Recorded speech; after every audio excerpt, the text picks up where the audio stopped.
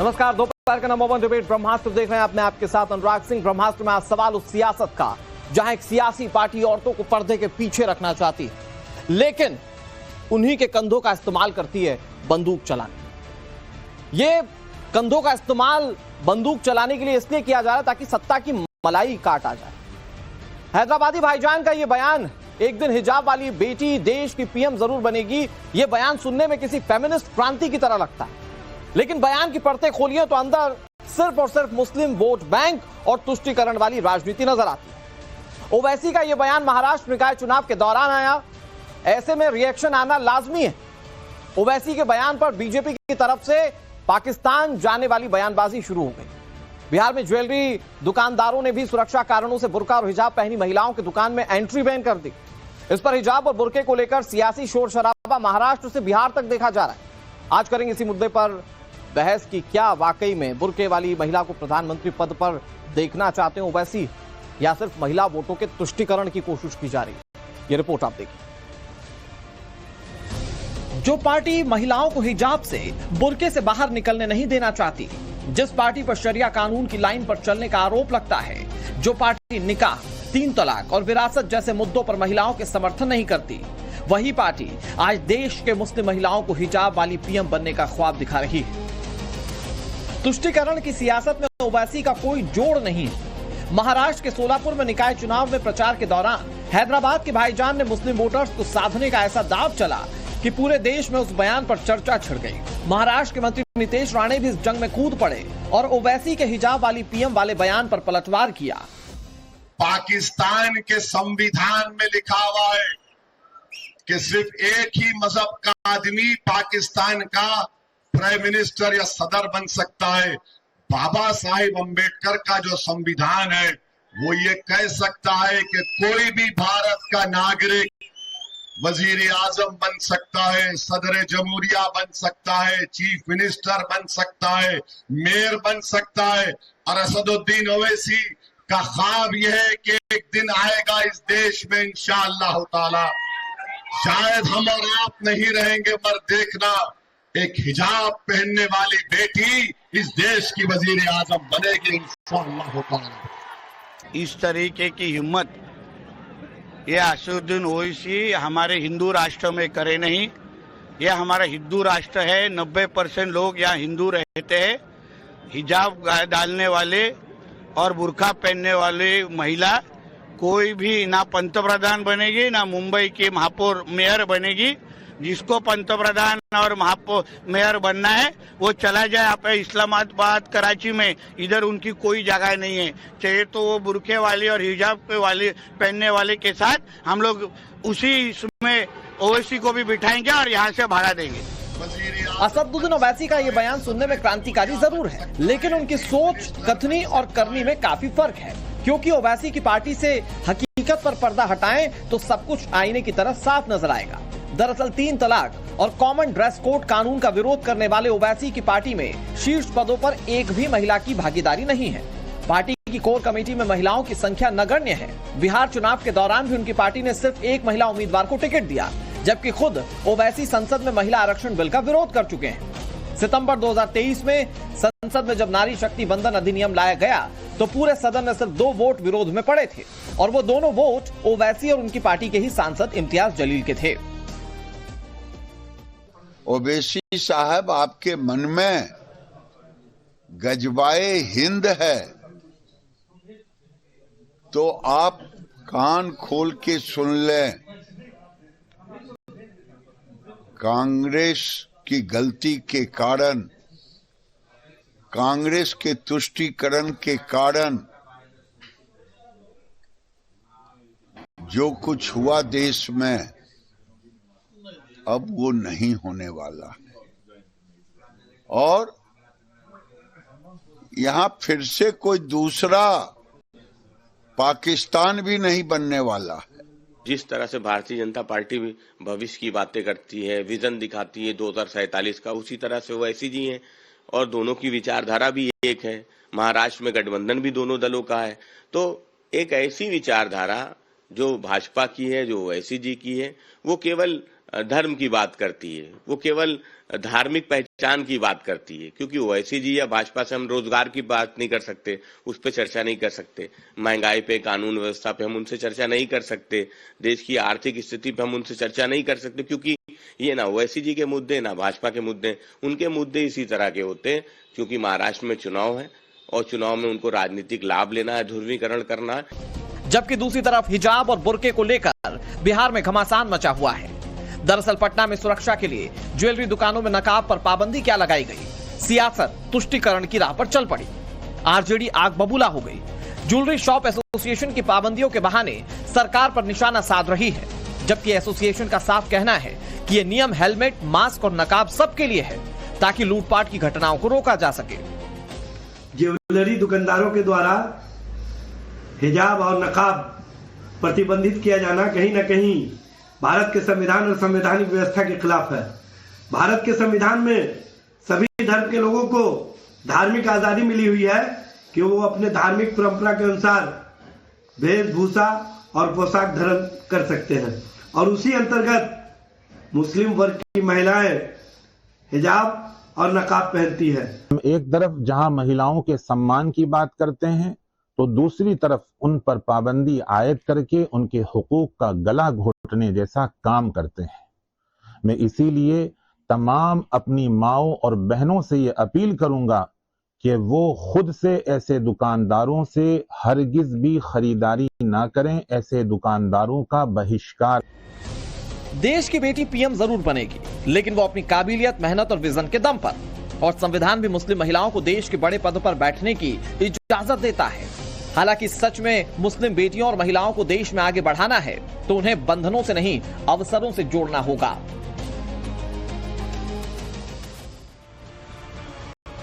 असदुद्दीन ओवैसी जब ये कहते हैं कि बुर्के वाली प्रधानमंत्री बनेगी, तो इसे अगर एक नजर से देखें तो इसमें कहीं कोई गलती नजर नहीं आती। अगर वो महिलाओं के सशक्तिकरण की बात कहते हैं, अगर वो महिला को प्रधानमंत्री पद पर देखना चाहते हैं धर्म और जाति से इतर, लेकिन अगर इसका दूसरा पहलू यह है कि वो धर्म के बिना पर किसी को बैठाना चाहते हैं, तो इस पर कई सारे सवाल, जैसा बीजेपी उठा रही है, वो सवाल जेन्युइनली उठते हैं।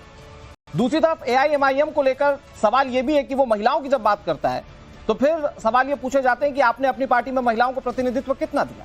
ये एआईएमआईएम वही पार्टी है जो महिलाओं के आरक्षण के लिए जो बिल लेकर आया था उसका विरोध किया था। वक्फ बोर्ड में महिलाओं को जो अधिकार मिल रहे थे, उस वक्फ संशोधन बिल का विरोध किया गया।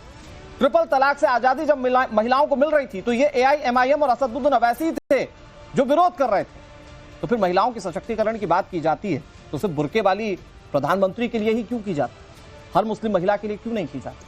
बात करेंगे। कई सारे मेहमान हमारे साथ जुड़ गए, उनका तारुफ आपसे करा दें। हमारे साथ बीजेपी की डॉक्टर प्रीति शेखर जुड़ गई हैं, जो कि प्रवक्ता हैं। हमारे साथ अमितोष पारिक जी जुड़ गए, जो कि वीएचपी के स्पोक्स पर्सन है। हमारे साथ के शर्मा जी जुड़ गए, जो कि कांग्रेस पार्टी के नेता हैं।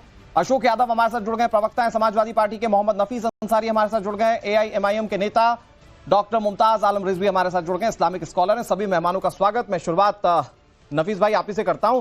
ये असदुद्दीन ओवैसी कह रहे हैं कि बुर्के वाली प्रधानमंत्री बनेगी, तो इसका मतलब क्या है? महिला सशक्तिकरण से मतलब है या धर्म के आधार पर कोई महिला वहां पर प्रधानमंत्री पद पर जाएगी, ये कहना चाह रहे हैं वो? देखिए, मुझे ये नहीं समझ में आ रहा कि जब असदुद्दीन ओवैसी साहब पाकिस्तान को उसकी औकात दिखा रहे थे, उसकी डेमोक्रेसी का डंका फाड़ रहे थे, तब उन्होंने कहा था कि पाकिस्तान में अलाउ नहीं है कि दूसरे धर्म के लोग पीएम बने, वह हिंदू पीएम नहीं बन सकते। पर हमारा देश एक महान देश है जहां पर कोई भी पीएम बन सकता है, और ये उनकी इच्छा है कि हिजाब वाली पीएम बने। इसमें कोई बुराई किसी को नहीं। नफीस भाई आप गलत लाइन पर आ गए। मेरा सवाल ही वही है, क्या चाहते हैं? महिला सशक्तिकरण चाहते हैं या धर्म के हिसाब से हिजाब वाली महिला प्रधानमंत्री पद पर बैठे? ये कहने का मतलब है ओवैसी साहब का। यस, इस वक्त देश के जो हालात है, अगर एक अल्पसंख्यक समाज की एक महिला, खासतौर मुस्लिम महिला अगर इस देश की पीएम बनेगी ना साहब, तो पूरी दुनिया में, विश्व में देश का जो नाम खराब हो वो अच्छा हो जाएगा। नफीस भाई आप थोड़ा पढ़े लिखों की तरह बात कीजिए। नफीस भाई सॉरी बीच में इंटरप्ट कर रहा हूं। नफीस भाई थोड़ा पढ़े लिखों की तरह बात कीजिए। देश में प्रधानमंत्री पद पर क्या ओवैसी साहब के बोलने से कोई बैठ जाएगा क्या? देश की जनता चुनती है प्रधानमंत्री।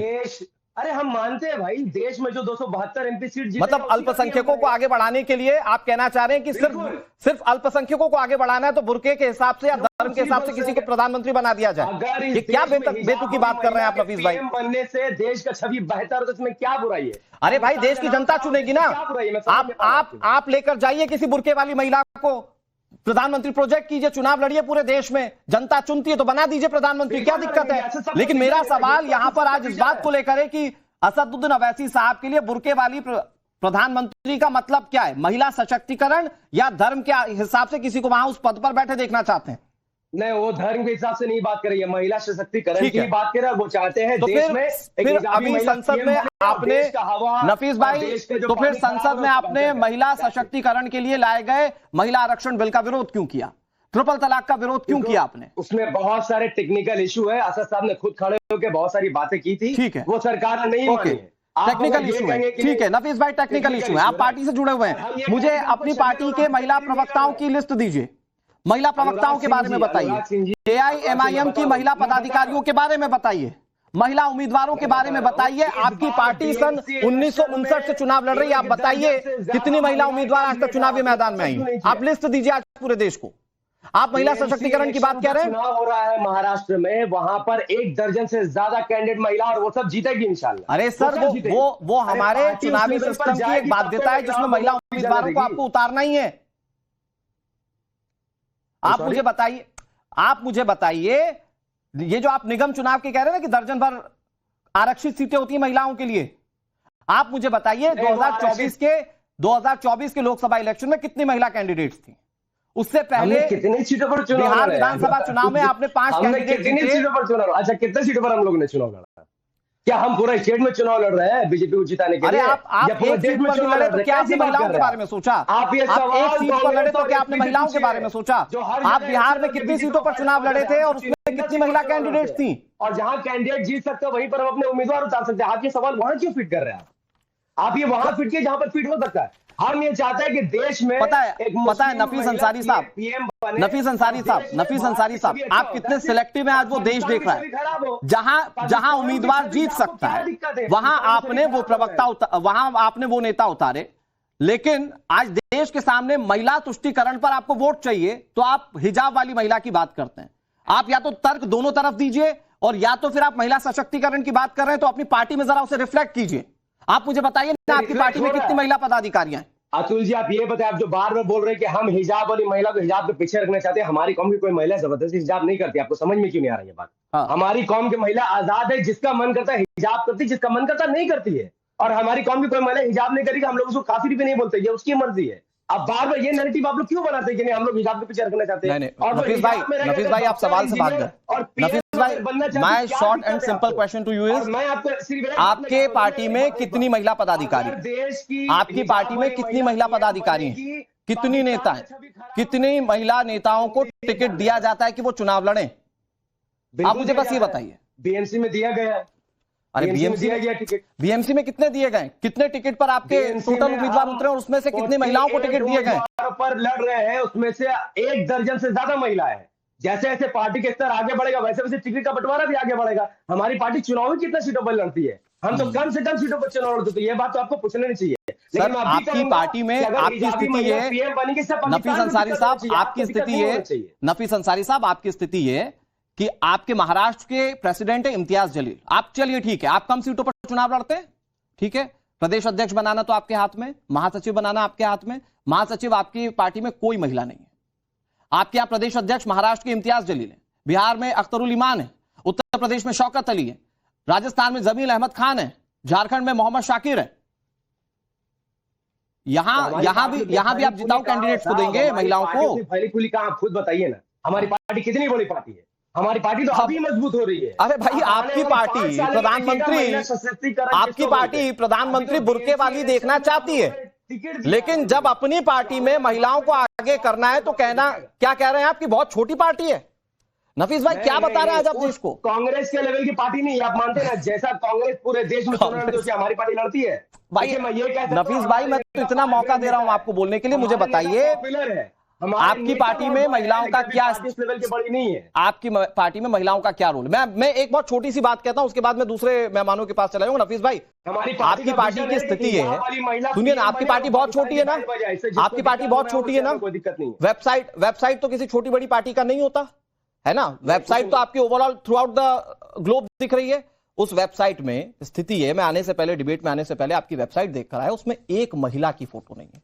मैं कह रहा हूं एज अ वोटर भी किसी महिला की फोटो नहीं है उसमें। या तो आपके बड़े ओवैसी साहब है या छोटे ओवैसी साहब है, या फिर कुछ एक पदाधिकारियों के नाम दिए गए, एक महिला की फोटो नहीं है। और आज वो पार्टी कह रही है बुरके वाली प्रधानमंत्री देश में बनेगी। ठीक है, ओके। अनुराग भाई, हम लोग सीधा पीएम बनाने की बात कर रहे हैं, छोटे पदों में क्यों उनको देखना? ये फालतू की लफाजी है नफीस भाई, ये फालतू की लफाजी है वोट लेने के लिए कि महिला को सीधे प्रधानमंत्री बना देंगे, अपनी पार्टी में कुछ नहीं देंगे। देखिए मैं बताऊं सच्चाई क्या है नफीस भाई, प्रधानमंत्री बनाना आपके हाथ में नहीं है, प्रधानमंत्री बनाना आपके हाथ में नहीं है। अगर है तो जाइए पीएम प्रोजेक्ट कीजिए किसी बुरके वाली को और जाके वोट लीजिए। ये आपके हाथ में नहीं है। आपके हाथ में पार्टी में पद देना वो आप नहीं देते, आपके हाथ में टिकट देना वो आप नहीं देते, आपके हाथ में महिलाओं के लिए लड़ना, महिलाओं के आरक्षण का अधिकार दिलाना वो आप नहीं देते। ये आपकी स्थिति है, इसीलिए मैंने आपको इतना वक्त दिया। प्रीति शेखर जी भाई, महिला प्रधानमंत्री बने इस बात से दिक्कत है या फिर बुरके वाली प्रधानमंत्री बने इस बात से दिक्कत है? क्योंकि आपको ये आज बताना पड़ेगा कि जिस तरह से आपके नेता सामने आए नीतीश राणे, वो कह रहे हैं अगर बुरके वाली प्रधानमंत्री चाहिए बगल वाले देश में जाइए। तो अगर बगल वाले देश में जाए तो कौन लोग जाएं? जो बुरके वाली को प्रधानमंत्री बनाना चाह रहे हैं, जो मुस्लिम महिला को प्रधानमंत्री बनाना चाह रहे हैं। देखिए अनुराग जी, भारतीय जनता पार्टी को ना तो बुरके से परहेज है या ना तो महिलाओं से परहेज है, लेकिन ओवैसी जी के तुष्टीकरण वाली उस स्टेटमेंट से जरूर परहेज है, या उस पर हमारी आपत्ति जरूर है कि वो सिर्फ वोट बैंक की तरह महिलाओं का इस्तेमाल करना चाहते हैं। महिलाओं को प्रतिनिधित्व उनकी योग्यता पर मिलता है, न कि उनके नकाब और हिजाब पर मिलना चाहिए। और यह देश हमारा लोकतांत्रिक देश है, यहाँ पर योग्यता से नेता तय होते हैं और जनमत तय करता है कि प्रधानमंत्री कौन बनेगा। रही बात ओवैसी साहब की, तो जिन्होंने समय समय पर महिलाओं के विरोध में खड़े होने का कार्य किया, चाहे ट्रिपल तलाक से मुस्लिम महिलाओं को मुक्त करने की बात हो या महिला आरक्षण वंदन विधेयक अधिनियम के पक्ष में खड़े होने की बात हो, वो कहीं पर भी महिलाओं के पक्ष में नहीं दिखे। और आज वो वोट बैंक के लिए वो महिला, एक हिजाब वाली महिला को मेयर और प्रधानमंत्री बनाने की बात कर रहे हैं। ये तो उनके तुष्टीकरण की बात हुई प्रीति शेखर जी, ये उनके तुष्टीकरण की बात हुई। लेकिन आपके नेता नीतीश राणे अगर ये कहते हैं कि अगर किसी बुरके वाली को प्रधानमंत्री बनना है पंथ के हिसाब से, जो कि मुझे जायज भी लगता है कि धर्म के हिसाब से किसी को किसी पद पर नहीं होना चाहिए, लेकिन आप उसको कैसे जस्टिफाई करेंगे? क्योंकि इससे एक मैसेज ये दिया जा रहा है कि बीजेपी नहीं चाहती कि कोई मुस्लिम महिला जो है वो प्रधानमंत्री पद पर आसीन हो। नहीं, मैंने शुरू में स्पष्ट किया, हमें धार्मिक आधार पर हम किसी भी पद पर चयन धार्मिक आधार पर नहीं करते हैं। हमारी पार्टी कैंडिडेट तय करती है, जो चेहरा होता है उस पर जनता चुनती है, फिर कोई क्या सीएम होते हैं या पीएम होते हैं या पार्टियां तय करती हैं। हम हिजाब वाली ही महिला बनेगी या कहते हैं कि घूंघट वाली ही महिला पीएम बनेगी, ऐसा हमारी पार्टी तय नहीं करती है, ना तो हमारा संविधान इस बात की इजाजत देता है। हम धार्मिक स्वतंत्रता की बात करते हैं, जरा मुमताज आलम रिजवी जी को भी लेकर आइए। नफीस भाई, तो ये तो कहने का तरीका ये भी हो सकता था ना कि कोई महिला प्रधानमंत्री बनेगी, देश वो भी दिन देखेगा। पहले इंदिरा गांधी रह चुकी हैं, फिर एक बार देश में महिला प्रधानमंत्री बनेगी, ये भी तो कहा जा सकता था। ये बुरके से पूरे मामले को एक कम्युनल एंगल दे दिया गया असदुद्दीन ओवैसी की ओर से। ऐसा लग रहा है कि मुस्लिम महिलाओं को उन्होंने कंसोलिडेट करने की कोशिश की। देखिए साहब, असद साहब ने अपना विजन बताया कि हिजाब वाली महिला पीएम बने, क्योंकि देश को अभी अच्छी छवि की जरूरत है। और हमारा ये विजन है कि पाकिस्तान का नाक नीचा हो, हमारा नाक ऊपर हो। इससे दिक्कत क्यों हो रहा है मुझे समझ में नहीं आ रहा है। और हिंदू महिला सीएम बनने की हमको कोई ऐतराज नहीं है। भाई हमें कोई दिक्कत नहीं। आपने शायद हमारी रिपोर्ट नहीं देखी नफीस भाई। ओके मुमताज भाई, यही सवाल मैं आपसे पूछ रहा हूं। तो ओवैसी साहब सीधे कहते हैं कि भाई मैं कह रहा हूं हिंदू मुस्लिम की महिला क्यों, वो कहते हैं महिलाओं को प्रधानमंत्री बनना चाहिए या किसी महिला को प्रधानमंत्री पद पर वो देखना चाहते हैं। जब वो बुरके वाली महिला कहते हैं तो पूरे मामले का एक राजनीतिक और धार्मिक तुष्टीकरण हो जाता है। पाकिस्तान को जवाब दे रहे थे आप, उनका वीडियो क्यों नहीं सुने? वो पाकिस्तान को जवाब, अरे वो पाकिस्तान को जवाब नीचा दिखा रहे थे। ठीक है, पाकिस्तान को जवाब देने का तो खैर हर भारतीय को हक है। मैं इसमें साथ में हूँ आपके नफीस भाई। ओके, पहली बात तो ये अनुराग भाई कि सबको सियासत करने का हक है, राजनीति करने का हक है और सबको बयान देने का हक है। और बयान देना जो है असंवैधानिक नहीं है, नंबर एक। दूसरा ये कि असदुद्दीन ओवैसी साहब ने संविधान का हवाला दिया, डॉक्टर भीमराव अंबेडकर के बनाए हुए संविधान का हवाला दिया, उसकी खूबसूरती बयान की और ये कहा कि चूंकि हिंदुस्तान में सबको हक है, तो अगर उन्होंने ये कह दिया कि साहब हिजाब वाली महिला जो है वो प्रधानमंत्री बन जाएगी, तो इसमें असंवैधानिक तो कुछ है नहीं। और इससे हिजाब वाली मिर्ची महिला लगने क्या वाली हिजाब कौन बात है? नहीं देखिए, तो आपने मुमताज कई भाई बार दोहराया। नहीं अब मैं कह रहा हूँ हिजाब वाली महिला क्या सिर्फ हिजाब की मुझे बात तो कर लेने दीजिए। हिजाब की योग्यता के साथ प्रधानमंत्री बनेगी क्या? नहीं, मैं क्या कर मैं वही तो सवाल पूछ रहा हूँ आपसे। इंदिरा गांधी प्रधानमंत्री बनी इस देश की, और अब आयरन लेडी आदरणीय बहन मायावती जी भी बहुत जल्दी बनने वाली है देश की प्रधानमंत्री। लेकिन हम ये कह रहे हैं कि अगर संविधान की बात की जा रही है, डॉक्टर भीमराव अंबेडकर ने जो संविधान बनाया जिसमें सबको हक दिया है बराबरी का, तो अगर ये बात कहती कि चुने जाए, चुनना तो देश के लोगों को। अच्छा, दूसरी चीज ये कि असदुद्दीन ओवैसी ने ये नहीं कहा कि MIM की जो है वो बनेगी मुमताज भाई, आप क्या ठीक रहे हैं? देश की महिला, आप क्या ठीक रहे हैं? महिला अगर बनेगी, आपको देश के संविधान के हिसाब से उस बयान पर कोई सवाल नहीं है। मैं तो राजनीतिक चरित्र को समझने की कोशिश कर रहा हूं AIMIM की, कि भाई आपको चाहिए बुर्के वाली प्रधानमंत्री, लेकिन जब आपकी पार्टी में महिलाओं को पद देना हो तो आप कहां चले जाते हैं? आप बताइए ना मुमताज भाई, आपके घर से कोई है क्या AIMIM में पदाधिकारी है क्या, या कोई और महिला पदाधिकारी है बड़े लेवल पर? कोई प्रदेश अध्यक्ष है? ये एक दूसरी बहस है कि फिर हम RSS में सवाल आप बात कर रहे हो प्रधानमंत्री पद पर जाने की, मतलब आप 1 2 3 4 से लेकर 1 से लेकर सभी सीढ़ी पर चढ़ने की बात कर रहे हो, लेकिन आप बीच की सीढ़ियों को भूल जाएंगे। 72 मिनिस्टरों में बीजेपी ने सेंटर में एक भी मंत्री नहीं रखा। अरे भाई वो सवाल आप बीजेपी से पूछिए मुमताज भाई, वाली रख ले वो सवाल आप मुस्लिम महिला पूछिए। मेरा सवाल तो ये है कि मेरा सवाल ये है कि असदुद्दीन ओवैसी जिस वक्त ये कहते हैं कि बुर्के वाली प्रधानमंत्री चाहिए, मैं ये कह रहा हूं कि क्या इससे राजनीतिक चरित्र समझ में नहीं आता कि आप हर मामले पर विरोध करते जो महिला सशक्त करता है, लेकिन आप अचानक सोच कर कहें कि नहीं महिला प्रधानमंत्री चाहिए, बुर्के वाली प्रधानमंत्री चाहिए, तो ये तो सीधे महिला तुष्टीकरण हुई ना। ओवैसी के तर्जुमान बैठे हुए हैं, जिस तरह से आप लोगों ने बाबरी मस्जिद पे अगर उनके तर्जुमान वो कर दिया, आप तो मुखालफत कर दीजिए। बन चुकी वहां बंगाल में, अब चूंकि महाराष्ट्र में चुनाव है तो फिर बुर्का आ गया, फिर हिजाब आ गया। आप लोगों को या किसी को हिजाब से बुर्के से इतनी परेशानी क्यों है? मैं ये नहीं समझ कोई दिक्कत नहीं है, कौन सी सिर्फ बुर्के से परेशानी है कि सिर्फ बुर्के वाली बैठ जाए। अरे मुझे बताइए कि आप, एक मिनट, एक छोटी सी बात, नफीस भाई आप भी सुन लीजिए, अभितोष भाई आ रहा हूं उसके बाद, मुमताज आलम जी आप भी सुन लीजिए। एक छोटी सी बात भाई, आप पार्टी में पद देंगे नहीं, आप किसी को जमीनी स्तर पर काम करने देंगे नहीं, संगठन में कोई बड़ा पद है नहीं, फिर अचानक देश के सामने ले जाकर बोलेंगे ये महिलाएं साहब इन्होंने बुर्का पहना, इनको वोट दे दीजिए, ऐसे देगी देश की जनता वोट। के शर्मा जी आ रहा हूं, हिजाब शुदा औरत बनेगी। अरे भाई, हिंदुस्तान में कोई भी महिला हो सकता है कि कल के बीजेपी, क्योंकि बीजेपी को RSS को ये अच्छा लगता है जब उनकी मीटिंग होती है माइनॉरिटी विंग की, कि नकाब में ही औरतें हैं। अनुराग भाई शायद आपको नहीं पता, ताकि ये दिखाई दे कि इनके साथ मुस्लिम महिला जुड़ी हुई हैं। बीजेपी भी यही कोशिश करती है, जब माइनॉरिटी मोर्चा की मीटिंग होती है तो चाहते हैं कि हिजाब वाली औरतें आए। लेकिन मुमताज भाई आप तो राजनीतिक आदमी नहीं है ना, आप तो राजनीतिक विश्लेषक हैं। आपके विश्लेषण में मैं समझना चाह रहा था कि क्या ये राजनीतिक चरित्र ऐसा ही AIMIM का कि वाकई में किसी महिला को सशक्त देखना चाहते हैं या कोई और मामला है? नफीस भाई मैं आ रहा हूं आपके पास, अमितोष पारी कुछ कहना चाह रहे, के शर्मा जी नाराज मत होइए, मैं आ रहा हूं क्योंकि मैं आपको बिहार वाले मामले से जोड़कर पूछना चाह रहा हूं। कर रहे हैं कि उल्टी करो, वो उल्टी करना ही नहीं चाहते हैं, वो सच बोलना ही नहीं चाहते हैं, सच हम बताएंगे आपको। अच्छा बताइए के शर्मा जी, आप बता दीजिए, मैं आ रहा हूं अमितोष भाई, जरा सच बता लेने दीजिए। देखिए ये सच ये है, ये कोई ख्याली पुलाव पकाओ नहीं है, ये जो है ना, ये एक सोची समझी ओवैसी का एक मास्टर स्ट्रोक है जो ठीक चुनाव के पहले आता है।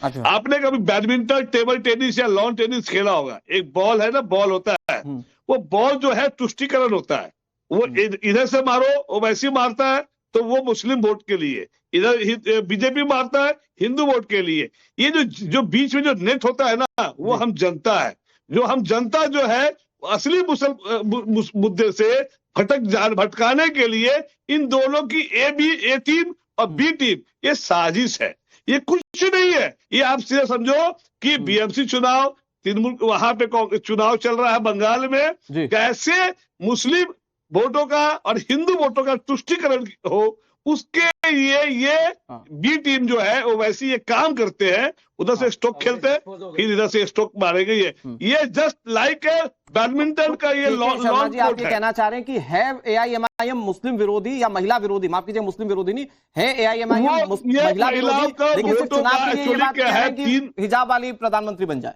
देखिए 3 तलाक का ये कानून लाकर बीजेपी उसको क्लेम करती है वोट को, और वो Interesting, कहती है कि हम महिलाओं, वो पता है कि हिंदू मुस्लिम जो मेल है उसका वोट तो मिलना नहीं है, एटलीस्ट कम से कम जो मुस्लिम जो महिला है उनका वोट कैसे क्लेम करे। तो ये 3 तलाक, मंगलसूत्र, कभी ये ज्वेलरी, बिहार में ज्वेलरी शॉप में आप हिजाब पहन के नहीं जा सकते हैं। ये सब क्या है? टाइम टू टाइम ये मास्टर स्ट्रोक है। लेकिन ये मैं ये आज ओवैसी साहब के बयान पर जो हम बात करें, के शर्मा जी एक लाइन में जवाब दीजिए। मैं आ रहा हूँ, प्रीति शेखर जी आ रहा हूँ, प्रीति शेखर जी आ रहा हूँ, आपको ही जवाब देना। प्रीति शेखर जी आ रहा हूँ, अमितोष भाई भी वेट कर रहे हैं। ये बीजेपी, के शर्मा जी क्या ये एक लाइन में कहें कि है ओवैसी महिला विरोधी ही, लेकिन जस्ट बता रहा हूँ तो आपको सुनना पसंद नहीं है अनुराग भाई, तो जल्दी बताइए ना सर, आप बड़ा गोल गोल घुमाकर जलेबी बना दे रहे हैं। वो मिल नहीं रहा था, जब सच्चाई बता रहा हूँ तो आप सुनना नहीं चाह रहे। मैं बता रहा हूँ ये दोनों है ना एक ही थाली के चट्टे बट्टे हैं। मैं जानना चाह रहा हूँ कि क्या ओवैसी साहब महिला विरोधी हैं? महिला विरोधी ओवैसी साहब, के शर्मा जी आप ये कहना चाह रहे हैं? ये दोनों महिला विरोधी नहीं है। महिला वोट को कैसे ले, कैसे कांग्रेस की वोट बैंक जो हिंदू नफीस भाई, कहाँ तो आप प्रधानमंत्री पद पर देखना चाह रहे हैं? कांग्रेस को जवाब दे दीजिए जल्दी से। देश के 25 करोड़ मुसलमानों ने देख लिया कांग्रेस का चरित्र कितना खराब है।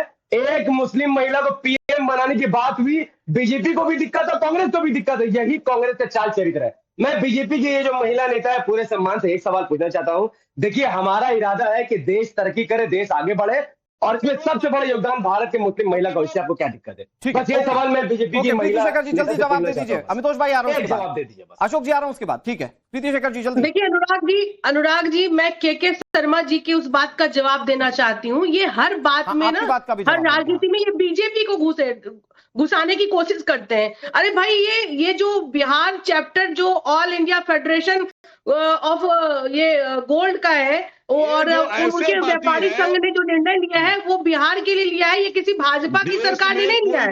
लेकिन कांग्रेस को हर चीज की राजनीति में भाजपा को घुसाना है। तो भाई उन्होंने सुरक्षा के लिए अपने मानक तय किए हैं कि उनके प्रतिष्ठान में कोई भी व्यक्ति उनका एक चेहरा ढककर नहीं आए। वो हिजाब भी हो सकता है, वो ताज भी हो सकता है, वो मास्क भी हो सकता है, मुंतखब भी हो सकता है। तो इसमें पता नहीं इसमें बीजेपी कहाँ से आ गई? दरअसल कांग्रेस को हर चीज में ना बीजेपी ही नजर आती है। ये सुरक्षा के शर्मा जी ओके, ठीक है, आप थोड़ा सा वेट कर लीजिए। ठीक है नफीस भाई ओके, थोड़ा सा आराम कर लीजिए आप लोग, ठीक ठाक बोलिए। ठीक है, आ रहा हूं। अमितोष भाई, तो 2 चीजें हैं, उन दोनों को क्लब करना जरूरी है। पहली चीज तो ये कि अगर आप वाकई मुस्लिमों का माफ कीजिए, महिलाओं का सशक्तिकरण चाहते हैं, महिलाओं को आगे बढ़ाना चाहते हैं, तो वो फिर आप अपने घर से शुरू कीजिए, अपनी पार्टी में दिखाइए। वो तो नहीं दिखता ओवैसी साहब में। लेकिन जब ऐसे मामले आते हैं, जब कुछ लोग सुरक्षा के लिए हिजाब या बुर्के को बैन करने की बात कहते हैं, तो फिर वहां पर धर्म के हिसाब से लोग विरोध करना शुरू कर देते हैं। वहां महिला सशक्तिकरण किसी को नहीं दिखता। आ रहा हूं के शर्मा जी ओके। अमितोष भाई। अनुराग भाई, ये बात बहुत स्पष्ट है, हिजाब, बुर्का, निकाब ये कोई रीजनल पॉलिटिक्स नहीं है, बल्कि ये एक तरीके के सोशल और सेक्युलर पॉलिटिक्स को करते हुए लाए। This is not a regional issue, this is a political issue. और मैं किस आधार पे कह रहा हूं? अगर ओवैसी साहब ये कहते हैं कि हम चाहते हैं कि हमारी कम्युनिटी से कोई महिला प्रधानमंत्री बने, तो कोई भी आपत्ति नहीं जताता शायद इस पे। Everyone has a right to get become a prime minister. लेकिन हिजाब वाली बने, वो लाता है कि एक रीजनल और पॉलिटिकल इशू हो गया। कैसे हो गया? एक तरफा वो देश है जो हिजाब को बैन कर रहे हैं। ईरान के अंदर में आप देख लीजिए, हिजाब बैन का प्रोटेस्ट चलता जा रहा है। Canada, France, Turkey, Algeria, Russia, कितनी जगह हो गए, वहां पे हिजाब बैन है क्योंकि पब्लिक सेफ्टी का इशू है। लेकिन हिजाब वाली महिला बने, जो कि कर्नाटक हाईकोर्ट ने 15 मार्च 2003 में 23 में कह दिया, not a regional part of Islam. हिजाब वाली प्रधानमंत्री बनाकर जब आप पाकिस्तान को दे रहे हैं।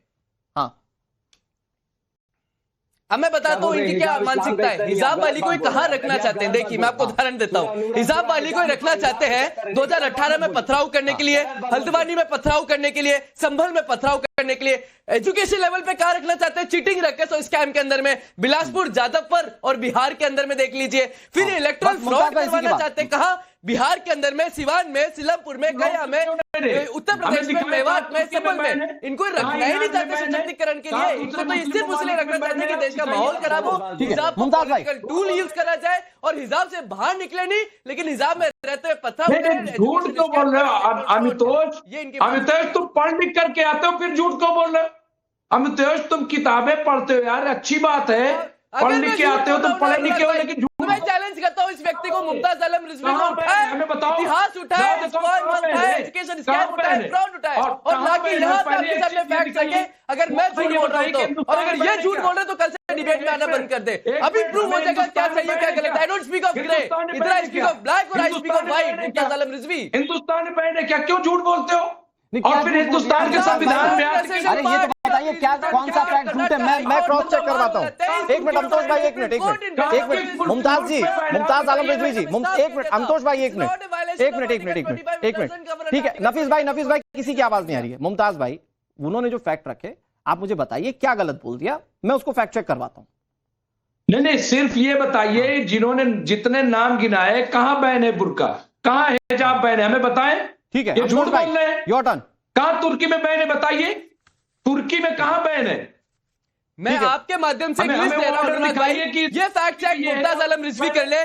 Austria, Bosnia, Canada, France, Kazakhstan, कोस्को, Kyrgyzstan, Russia, Uzbekistan, Switzerland, Belgium, Bulgaria, Denmark और ईरान का भी लेटेस्ट प्रोटेस्ट। अगर ये नहीं है तो ये डिबेट करना बंद कर दे, और है तो फैक्ट चेक करके बता दे सही है। अरे अमेरिका में है कि नहीं? अमेरिका में बैन है, अमेरिका में बैन है, हमें बताइए।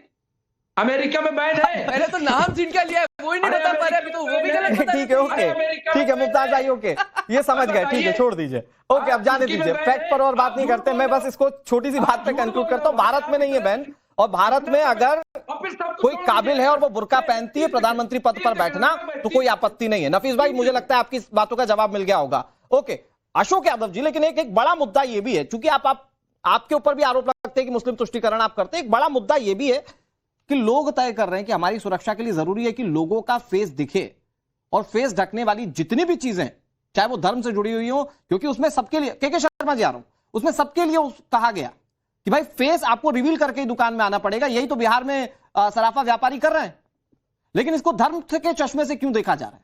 फिर यहां महिला सशक्तिकरण की बात कोई नहीं करता। देखिए ऐसा है अनुराग जी, सबसे पहले तो ओवैसी जी जो हिजाब की बात कर रहे हैं, उस हिजाब को अपने सहयोग से चुनी हुई बिहार सरकार से बचाने का काम करें। जिस तरह से उनके सहयोग से वहां मुख्यमंत्री बने हैं, बुर्का खींच रहे थे, तो पहले तो वहां से बचाएं हिजाब ने। और इस देश का संविधान इजाजत देता है किसी भी जाति धर्म का व्यक्ति प्रधानमंत्री बन सकता है, मुख्यमंत्री बन सकता है, उसमें कोई नई बात थोड़ी उन्होंने बोली। और तीसरी बात, आप बार बार पूछ रहे हैं हमारे आईएम के साथी से कि महिला सशक्तिकरण, बेचारे बोल नहीं पा रहे हैं क्योंकि वो महिला सशक्तिकरण की बात नहीं कर रहे हैं भाई। वो काम करते हैं बीजेपी सशक्तिकरण की, और आप उनसे पूछ रहे हैं महिला सशक्तिकरण की। अभी आप देखिए महाराष्ट्र, सुनिए रुकिए तो सही। हाँ देखिए महाराष्ट्र के अकोला के अकूट नगर परिषद में बीजेपी और एआईएम का गठबंधन है कि नहीं है? पूछिए इनसे अगर मैं झूठ बोल रहा हूं। बीजेपी एआईएम का गठबंधन महाराष्ट्र के अकोला के अकूट नगर परिषद में बीजेपी और एआईएम का गठबंधन है। ये बीजेपी के सशक्तिकरण की बात करते हैं, और आप महिला के सशक्तिकरण की बात बोल रहे हैं।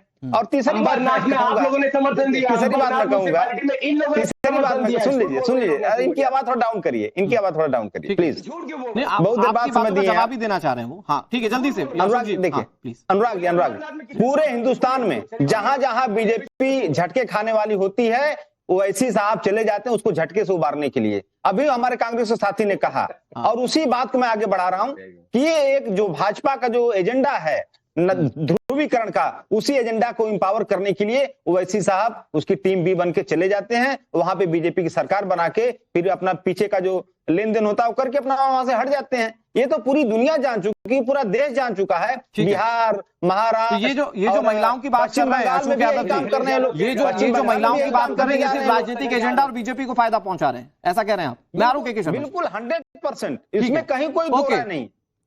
ठीक है, ओके। कहां तो नफीस भाई आप लोग चले थे महिला सशक्तिकरण की बात कहते हुए हिजाब वाली प्रधानमंत्री बनाने, यहां तो आप पर विपक्षी पार्टियां भी सवाल उठा रही कि ये जो काम कर रहे हैं बीजेपी के लिए कर रहे हैं, महिलाओं के लिए नहीं। देखिए इस न्यूज के माध्यम से देश के मुसलमान ये तो समझ गए हैं कि जितना बीजेपी हिजाबी मुस्लिम महिला के पीएम बनने के खिलाफ, उतना कांग्रेस, समाजवादी पार्टियां, बाकी पार्टियां के ये लोग तेज से तो इनका वोट बचा नहीं है। अभी इस वीडियो के बाद तो इनका वोट भी खत्म हो जाएगा। नहीं तो और जहां तक ये लोग जनता तो ये भी देख रही है ना नफीस भाई कि आप भी महिलाओं के साथ नहीं है। और अंबरनाथ में मैं तो पूछ रहा हूं ना, आप बताइए अपनी पार्टी में महिला पदाधिकारियों के बारे में। देश तो ये भी देख रहा है कि आप भी महिलाओं के सशक्तिकरण की बात नहीं कर रहे हैं। साहब बीएमसी इलेक्शन में हम लोगों ने काफी महिलाओं को टिकट दिया और आने वाले वक्त में इंशाल्लाह जैसे जैसे पार्टी और इलेक्शन लड़ेगी बड़े लेवल पर महिला आपको दिखनी शुरू हो जाएंगी। और छोटे छोटे पोस्ट में महिला को क्या देना, हम लोग सीधा पीएम बनाने की बात कर रहे हैं। हम लोग पाकिस्तान को पैर की जूती में रखेंगे, विश्व को दिखाएंगे ये टोटल ना नफीस भाई, सुनिए ना, ये टोटल फर्जी बात है कि हम सीधे प्रधानमंत्री बनवा देंगे, ऐसा नहीं होता देश में। इसके देश के इलेक्टोरल सिस्टम को सब जानते हैं। आप ना आपके नेता असदुद्दीन ओवैसी पर सब जगह वोट पड़ेंगे और ना बुरके वाली महिला को खड़े कर देंगे तो भी वोट पड़ेंगे। काबिलियत पर वोट पड़ता है, काबिलियत पर। वो आप पिछली बार बंगाल में लड़कर देख चुके हैं, उत्तर प्रदेश में लड़कर देख चुके हैं। आपको कितने वोट पड़ गए मुझे आंकड़े बताने की जरूरत नहीं। ठीक है, ओके, ठीक है। के शर्मा जी भाई, एआईएमआईएम आप पर आरोप लगा रही है। ये एआईएमआईएम जो है ना, देखिए ऐसा है कि बेसिकली इलीगल ब्रेन चाइल्ड है बीजेपी का, इसको कहते हैं नाजायज दिमागी चाइल्ड है ये। तो ये वही करेंगे जो बीजेपी कहते हैं, वहां से बटन दबाया जाता है कि भैया महिला सशक्तिकरण की बात बीजेपी को फायदा देगी। मैं बता रहा हूं कि अभी हमारा अमितोष भाई ने जो बहुत सही बात बताया कि पूरे देश में, विश्व में हिजाब को हटाने की एक संगठन वो चल रहा है, संघर्ष चल रहा है, और ये कहते हैं कि हिजाब की बातें करते हैं। दूसरा, अशोक यादव जी यहाँ पे बहुत सही बात है, ये बीजेपी शक्तिकरण के जो बात उन्होंने उठाया, ये बीजेपी शक्तिकरण को, सशक्तिकरण को ही उठाने के लिए ये इनका इलीगल चाइल्ड है, ये इलीगल ब्रेन चाइल्ड। ये नहीं, ये इसी विवाद और कट्टरता के खिलाफ आज ईरान में भी प्रदर्शन। ये बेसिकली बीएमसी चुनाव के बाद घर जाकर सो जाएंगे। अमितोष भाई आ रहा हूँ, मुमताज भाई, अमितोष भाई थोड़ा सा बचा कर रखिए आपस के लिए। पीटी शेखर जी, मतलब ऐसा है क्या कि एआईएमआईएम और बीजेपी पीछे पीछे तय कर लेते कि भाई ये मुद्दा उछालना है, उसके बाद चुनाव लड़ना है? विपक्षी पार्टियां तो यही आरोप लगा रही हैं। बीजेपी को बोलने का देखिए, विपक्षी पार्टी को और कुछ बचा नहीं, उनका अपना जनाधार बचा नहीं है, तो वो अपना ठिकरा वो भाजपा पर फोड़ रहे हैं। अरे हमारे लिए तो राहुल गांधी भी बड़े ही अच्छे हैं, वो जहां जाते हैं कांग्रेस का जनाधार वहां से खिसकता है। बिहार में वो आए और वोट चोरी का आरोप लगाया उन्होंने संविधान बचाओ रैली निकाला, और यहाँ से लोगों ने संविधान बचा के दिखा दिया। यहाँ की जनता ने जता दिया कि उन्हें संविधान पर भरोसा है, लेकिन राहुल गांधी पर भरोसा नहीं है। तो हमारे लिए ये जो आरोप लगाते हैं ओवैसी जी के साथ, और अभी बताइए ना, ओवैसी ने जो अभी बिहार में जो सीटें जीती है, क्या वो हमारे अलायंस के साथ जीती है क्या उन्होंने? या हम लोग गठबंधन ना क्या बिहार के चुनाव में? कांग्रेस अब डूबती हुई नाव है, और इनके युवराज खुद उसके लिए सबसे बड़े रिस्पॉन्सिबल है। ये लड़ाई बहुत लंबी है कि ये उसकी बी टीम, ये इसकी बी टीम, सब लड़ते हैं चुनाव, सब अपने अपने हिसाब से एजेंडे तय करते हैं। मुमताज भाई आ रहा हूं आपके पास, अमितोष भाई जल्दी जवाब दे दीजिए, फिर उसके बाद मुमताज भाई जवाब दे रहे हैं। ये सारी बातें, महिला सशक्तिकरण, ये सारी बात सिर्फ वोट के लिए, मतलब अपनी पार्टी में कुछ देना नहीं है, अपनी तरफ से कुछ इनिशिएट नहीं करना है, लेकिन जब वोट चाहिए तो फिर वो सब कुछ करना है जिससे वोट मिल जाए, बातों में सब। अनुराग भाई, सबसे बड़ा उदाहरण रेडिकलाइजेशन का शाहबानो केस था। नरेंद्र मोदी जी ने उसके ऊपर में बात कही तो एमआईएम के सर्वत्र नेता असदुद्दीन ओवैसी ने उनका पलटवार करा था। वक्फ के नाम पर आंख निकालना या बुरके के नाम पर हाथ काटना, इम्तियाज अली ने इनके ही महाराष्ट्र के ने कहा था ये रेडिकलाइजेशन है, सेक्युलरिज्म नहीं है। अब आपने बहुत सी बात की, इसको धर्म से क्यों जोड़ा जाता है, और मैं इसके पूर्ण वो देता हूं आपको। सूरत 33 आयात 59 कुरान की क्या कहती है? युद्ध निल्ला अलहिल्ला मिल जलबी लेना, मतलब कि you are bound to wear an outer garment, हिजाब और निकाब और बुरका। सूरत 33 आयात 59 में कई मेंशन नहीं है, और ये आरिफ मोहम्मद खान ने भी कहा था it's not an essential part of Islam, और सुप्रीम कोर्ट ने भी कह दिया, ये कर्नाटक हाई कोर्ट ने कह दिया। फिर हिजाब को लाना, ये साफ है ना कि इट्स योर टाइम। मुमताज भाई लास्ट 20 देखिए, सबसे पहले तो मैं मुबारकबाद दूंगा अमितोष को कि अमितोष कुरान पढ़ने लगे, गलत ही पढ़ रहे हैं लेकिन पढ़ने लगे तो अच्छी बात है, कभी सही पढ़ेंगे। दूसरी चीज ये कि कांग्रेस जो है वो वीएचपी के साथ खड़ी हो गई, और कांग्रेस को चाहिए कि अब हिजाब के खिलाफ तहरीक चला दे हिंदुस्तान में, अगर उसको लगता है कि पूरी दुनिया में चल रही है। बहुत शुक्रिया आप सभी का। जाते जाते एक फैक्ट चेक मैं आपको बता दूं, ताजिकिस्तान, उज्बेकिस्तान, किर्गिस्तान और कुछ जगहों पर तुर्की में भी हिजाब बैन है। मुमताज आलम रिजवी साहब एक बार पढ़ लीजिएगा। बहुत शुक्रिया आप सभी मेहमानों का। इस पूरी चर्चा में केवल इतना ही, लेकिन सोमनाथ पर हमले के 1000 साल पूरे होने पर आज शाम 6:57 पर देखिए मंदिर के बनने, फिर लुटने, टूटने और पुनर्निर्माण की पूरी कहानी। सुमित अवस्थी के साथ चक्रव्यूह स्पेशल में।